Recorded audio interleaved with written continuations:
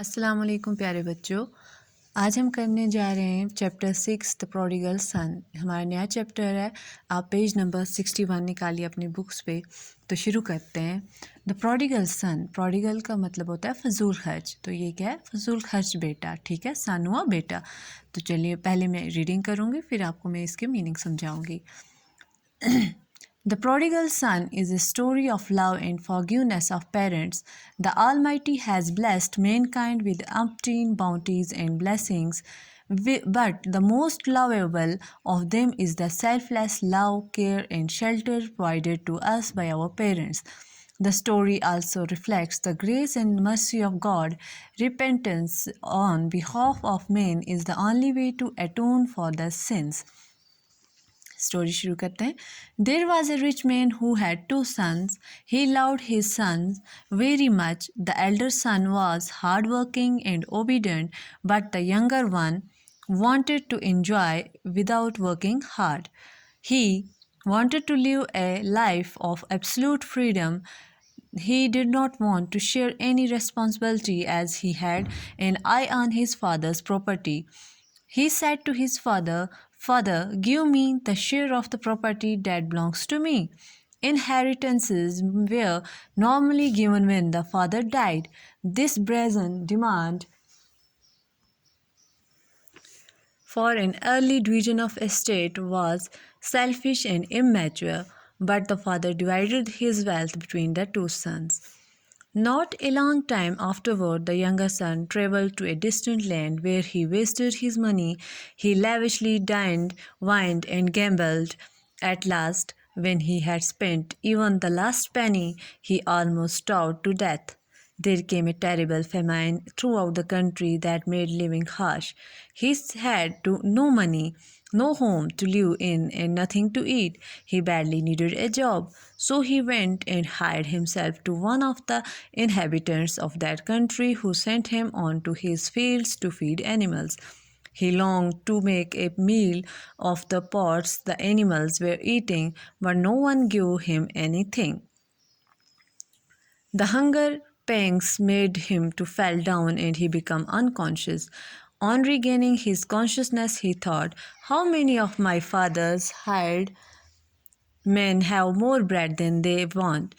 While I here am dying of hunger, I will go to my father and say to him, 'Father, I have sinned against heaven and before you.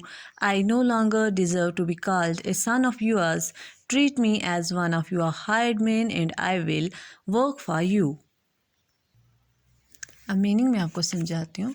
ये जो story है prodigal सन, ये story किसके बारे में है? ये parents की, माँ बाप की स्टोरी है। एक बच्चे से वो कितना प्यार करते हैं और कैसे उसको माफ़ करते हैं, वो स्टोरी है। इस स्टोरी में क्या है, जो बच्चा होता है बहुत फजूल खर्च होता है, ठीक है।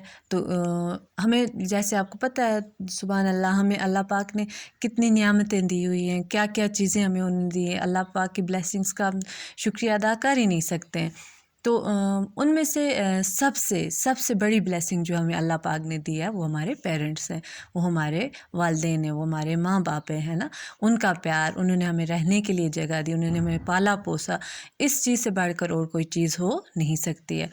This story also reflects the grace and mercy of God. इसमें अल्लाह पाक की तरफ से जो मर्सी, जो अल्लाह पाक की तरफ से हम पे रहम होता है, ये स्टोरी उस बारे में भी है। और इंसान का लास्ट में ये है, वो अपने गुनाहों की माफ़ी कैसे मांग सकता? जब उसे पछतावा हो, रिपेंटेंस हो, जब उसे पछतावा हो अपनी गलती पे, तो वो अल्लाह पाक उसे माफ़ कर देता है। तो चलिए शुरू करते हैं। There was a rich man who had to sons. एक अमीर आदमी था, उसके दो बेटे थे। He loved his son very much. और उससे अपने बच्चों के साथ बहुत प्यार था। The elder son was hard working and obedient, but the younger one wanted to enjoy without working hard. जो बड़ा बेटा था वो बहुत मेहनती था, हार्ड वर्किंग था, ओबीडेंट मीन्स वो अपने माँ बाप का मानता था हर एक चीज़। बट द यंगर, जो छोटा बेटा था, wanted to enjoy without working, वो हर लाइफ को एंजॉय करना चाहता था मगर काम नहीं करना चाहता था। ہی wanted to live a life of absolute freedom, وہ آزادی کی زندگی جینا چاہتا تھا. اس کو یہ تھا کوئی اسے روکے نہ. He did not want to share any responsibility as he had an eye on his father.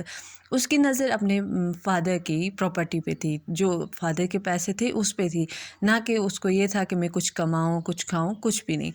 He said to his father, اس نے اپنے فادر سے بولا، اپنے پاپا سے بولا، father give me the share of property that belong, مجھے میرا حصہ دے دیجیے، جو پراپرٹی میری ہے وہ مجھے دے دیجیے.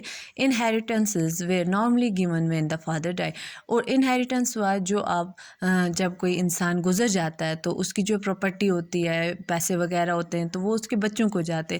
ان دنوں کیا تھا، جب اس کو وہ تب ہی مل سکتے تھے جب اس کے فادر مر جائے. ٹھیک ہے، دس brazen demand of an early division, اور یہ نہ ممکن سی بات اس نے کی تھی، جو اس نے کہا تھا اپنی پراپرٹی کو آپ ڈیوائڈ کیجئے، واز سیلفش. وہ کیا تھا، وہ اس کی لالچ تھی اینڈ امیچور، اچھی بات نہیں تھی.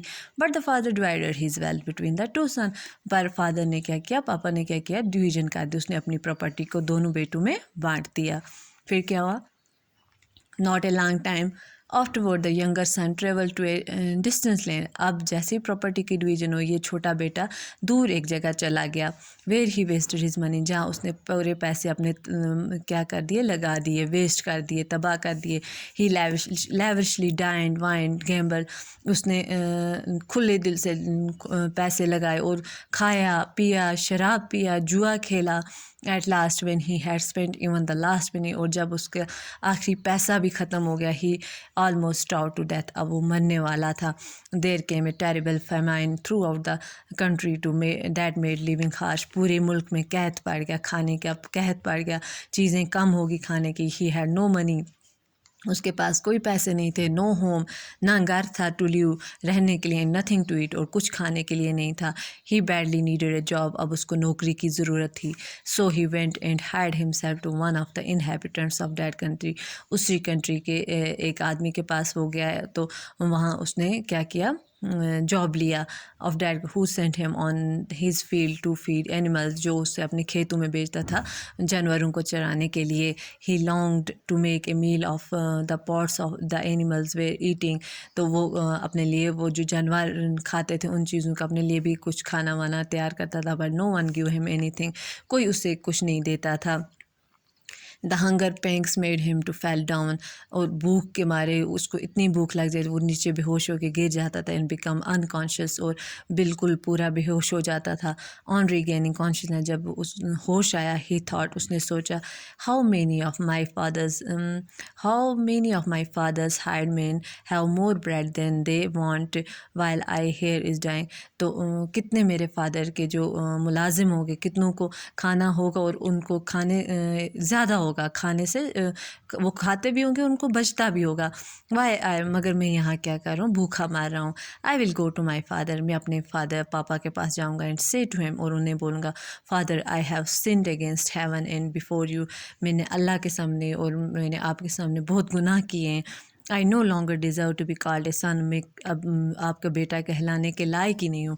ٹریٹ می، اپنے آپ سے بول ہوتا ہے، میں اپنے پاپا سے ایسے بولوں گا، treat me as one of your hired men, مجھے اپنا ایک ملازم ہی رکھ لیجیے. And I will work for you, اور میں آپ کے لیے کام کروں گا. تو آج کے لیے اتنا ہی، انشاءاللہ کل ہم آگے بڑھیں گے.